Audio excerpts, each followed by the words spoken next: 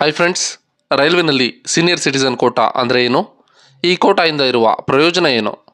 Senior ಸಿಟಿಸನ್ಗಳಿಗೆ concession ಇದೆಯಾ? Senior citizen ಕೋಟಾನ ಹೇಗೆ ಮಿಸ್ಯೂಸ್ ಮಾಡಲಾಗುತ್ತೆ?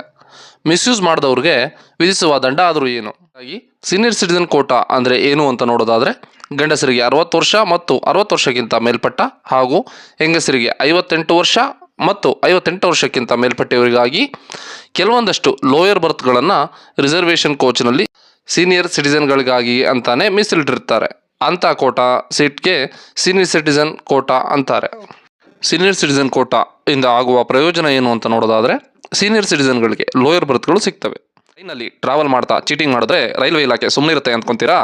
ಖಂಡಿತ ಇಲ್ಲ. ಈ ಚೀಟಿಂಗ್ಗೆ ದಂಡ ಇರುತ್ತೆ. ಅದು ಏನು ಅಂದರೆ, ಈ ರೀತಿ ಮಿಸ್ಯೂಸ್ ಮಾಡಿದವರನ್ನ ಟಿಕೆಟ್ಲೆಸ್ ಟ್ರಾವೆಲರ್ಸ್ ಅಂತ ಟ್ರೀಟ್ ಮಾಡ್ತಾರೆ. ವಿತೌಟ್ ಟಿಕೆಟ್ಗೆ ಏನು ಪೆನಾಲ್ಟಿ ಇದೆ ಅದನ್ನು ಕಟ್ಟಿಸ್ಕೊಳ್ಳಾಗುತ್ತೆ. ಇದ್ರ ಜೊತೆ ಬೋನಸ್ ಆಗಿ ನಿಮ್ಮ ಸೀಟನ್ನು ಮುಟ್ಗೋಲು ಹಾಕ್ಕೊಳ್ಳಾಗುತ್ತೆ.